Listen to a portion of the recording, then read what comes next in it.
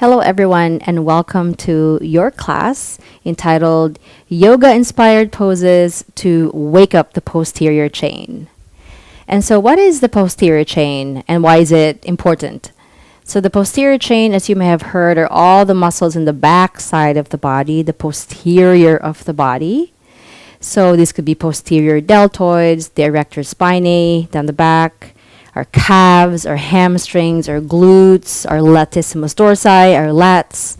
And so these are big, big muscles, as you can see, and they definitely need to be healthy and they definitely need to be awakened and engaged because they play a big part in little things that we do every day, like picking something up off the floor, and sitting and all these other mobile activities that we do every day.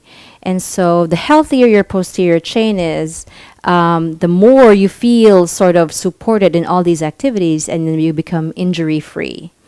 And so with our very sedentary lifestyles, we tend to just be in one position. There's stagnant energy around us and then the muscles become lazy. And so we do not want that. So we want to take this opportunity to wake them up.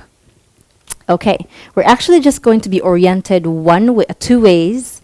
We're going to be supine and prone. And so right now I have a blanket that will serve as a pillow underneath my head. And all we're going to need really for this practice is a block. So go ahead and make your way down on your backs and already bending the legs. Knees towards the glutes, but not too close. Just finding this nice shape right here. And then the toes are pointing forward. They might be a little wider than hip width apart. And then you place your hands sort of on the sides of the belly, not necessarily the waist, but kind of between the waist and your hip point, kind of the sides of the belly button. And you just feel there like the belly muscle, the belly tissues, the belly structure or area. And then slowly guide your lower back to press down. So you're not pushing them down. It's just a tactile message to the body saying, hey, lower down, push your spine down, lower spine down, and allowing some space in the lower back. Now keep that engagement in the lower back. So no daylight on the lower back and just release your hands. Now we're going to get into a bridge pose. And so I want you guys to recruit the glute muscles in the back, squeeze it, activate it, engage it to slowly encourage an extension and opening of the hips. And so you already feel your posterior muscles engaged. So you can even press your shoulder blades down, lengthening this tailbone towards the back of the knees. Finding a nice opening in the hips. And we're not holding our breath as we're here. The challenge is to keep the breath going even as we're engaging some big, big muscles right here.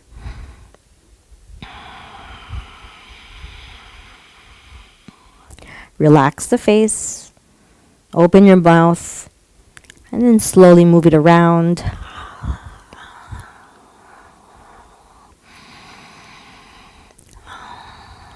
You're still in your supported bridge. Breathe in. And then slowly release the booty down. Good job. Grab your block. Place it inside or between your thighs. And you're not just placing it there. You're squeezing the block between the thighs, getting this adduction. And when you adduct something energetically, you're bringing energy into the midline, which is really good. It's a core waker upper.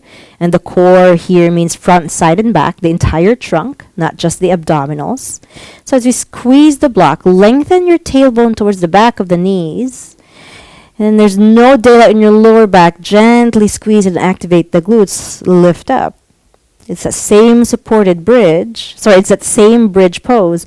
And then you just have the block between your thighs. So it's an unsupported bridge. Definitely super engaged in the inner thighs. Toes are spread. Find a nice foundation in the feet. And again, you can squeeze your shoulder blades together a little bit and just glue them down the mat and find some length in the back of your neck.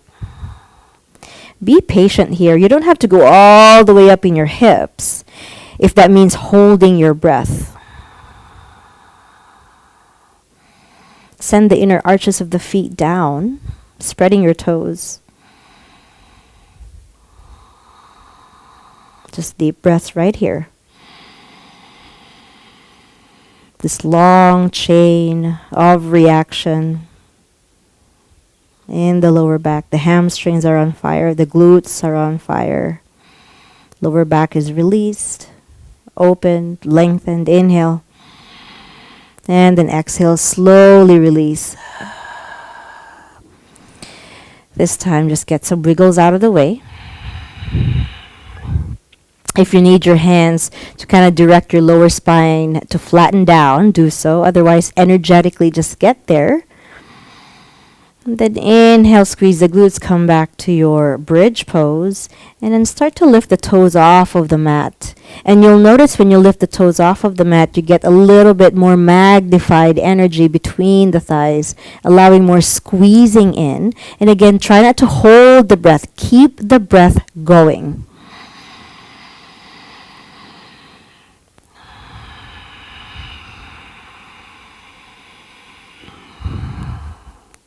And maybe you find some softness somewhere, definitely in the face, in the jaw, in the fingers for sure.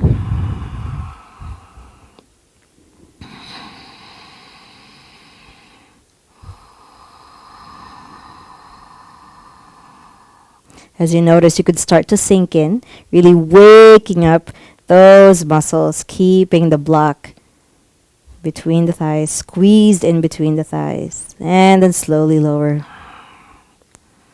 Take a break. Place your hands or your fingers on the hip creases, which is the part of the body that where the hip folds, and start to do these pelvic tilts, posteriorly tilting the pelvis, which means you're flattening your lower back or directing your tailbone forward, but you're not lifting your hips up. And posteriorly tilting your pelvis kind of fires up a little bit of engagement in the abdominal muscles here. And then as you inhale, anteriorly tilting the pelvis. So that means there's space between the floor and your lower back. Posteriorly tilting. Keep squeezing the block. Anteriorly tilting. Just arching the spine and flattening it down alternately.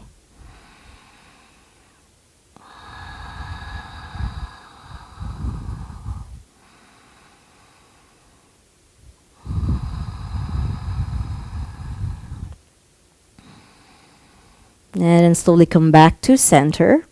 Once again, activating the glutes, waking up those big muscles. And slowly rise up to your bridge pose. This time we're going to remove the block out of the way, but pretend that the block is still there. So imagine the block is still there. The energy is still the same. You're just going to lift one heel at a time. Right heel up. Left heel up. And we don't want to sway the body when we lift the heel up. We want to keep this nice pelvic girdle, this pelvic area nice and steady. We're just lifting up one heel at a time.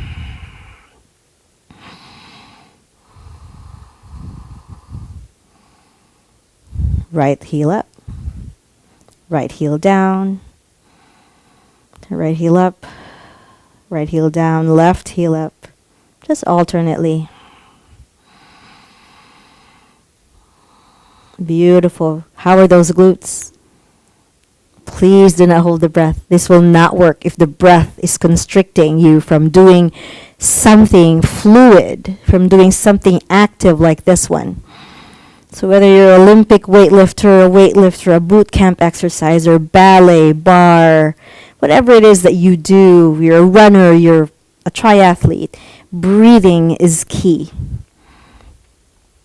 It's a nervous system thing. It's a pulmonary thing. Respiratory. All those things just synergize and they integrate together and they're all just super important. And the breath really does influence so much of the body, including how our muscles react and heal and recover. 2 more on each side. I know. This is quite the task. But this is worth it. Slowly lower the glutes down. If you have to, yes, bring your knees towards the chest. Have a bit of rock left and right.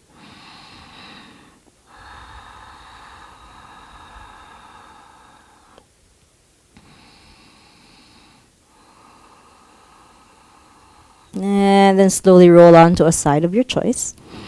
We're going to get into a Sphinx pose.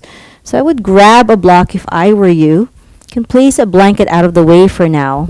I'm having the block here just as an option for you for your Sphinx because I have a variation that is my favorite. Otherwise, send your elbows down towards the mat. Direct them underneath your shoulders. There you go. Palms can be spread. The toes are out, or the feet are out, separated more than mat width apart for sure. And notice if the sinking, in the shoulders happens, allow some space, right? And then traditionally in Sphinx, different schools of thought have it where in Sphinx you're supposed to just relax and let things go. But in my opinion, that makes it very easy for us to dump in the lower back.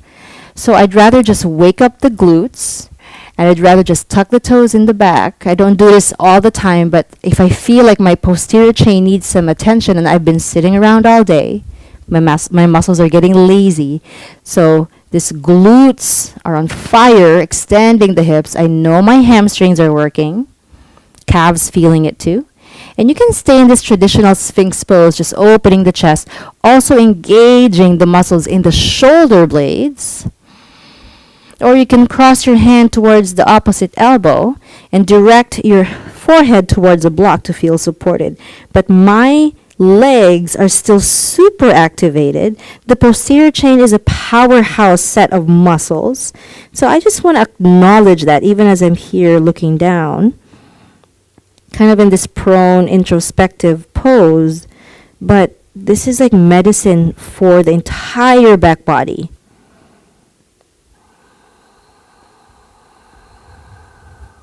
Again, you don't have to squeeze the glutes all the way in and hold your breath. Engage them in a way that is sustainable. If you have to release them, and release, and let's just come right back to it.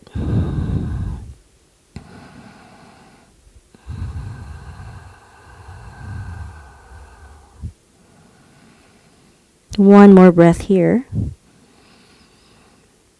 And then slowly lower. Remove the block out of the way. Hands underneath the forehead, making a pillow out of them.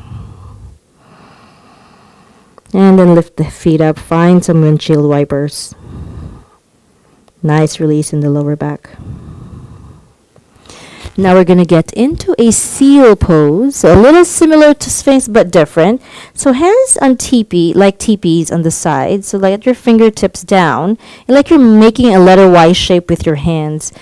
Already activating the glutes and the legs, tucking the toes before you lift yourself up. Sliding the shoulder blade muscles down the back, not too much. It's going to be a little bit of elevation here just because of the position. What I mean is I don't want you to feel so locked right here that it really makes you hold your breath. Allow a little bit of sinking to happen in the chest, which elevates the shoulders a little bit. Opening up the chest, the feet are awake, entire back of my legs, glutes are on fire. Last breath. And then exhale all the way down. Make a pillow with your hands. Lift your feet off the mat, send them left and right. Windshield wiper. I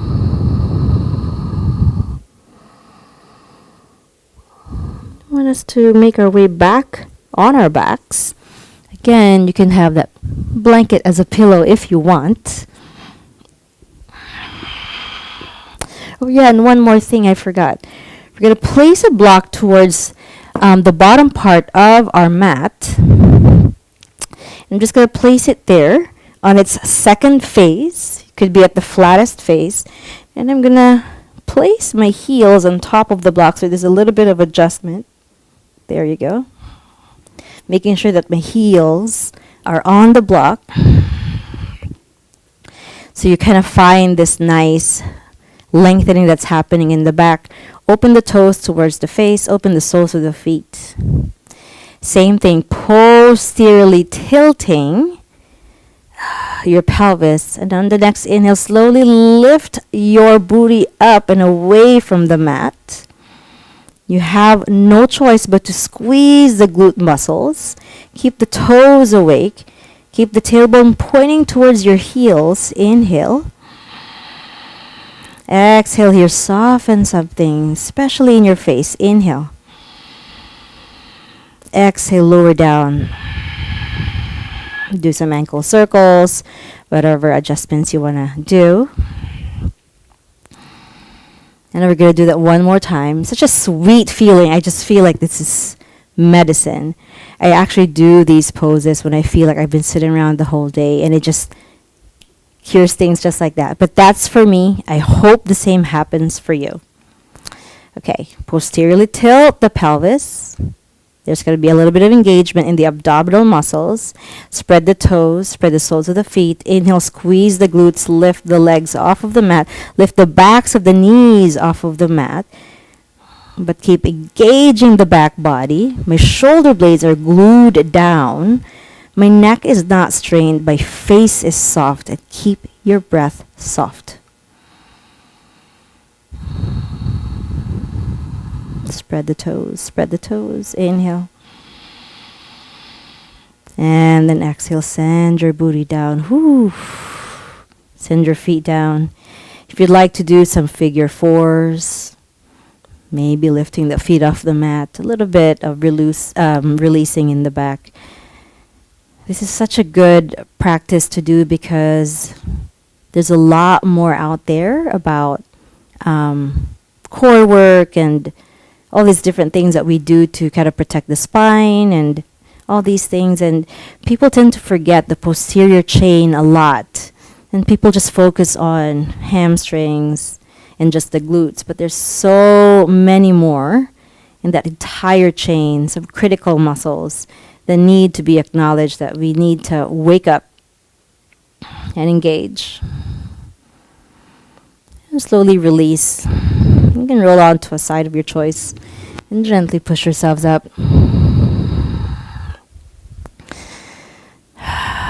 In this short practice, thank you so much. We're going to end our practice here with our hands pressed together at heart center.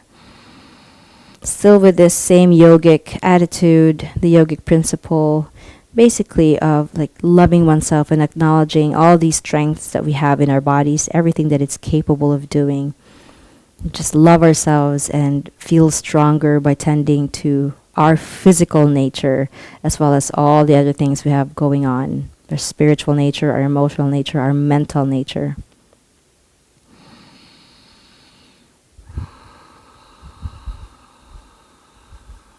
You can open your eyes and lift your head up. Thank you so much for being part of this short, strong but sweet practice catering to the posterior chain. I hope you check out some of my other classes. Otherwise, namaste from me to you, and I thank you. Bye for now.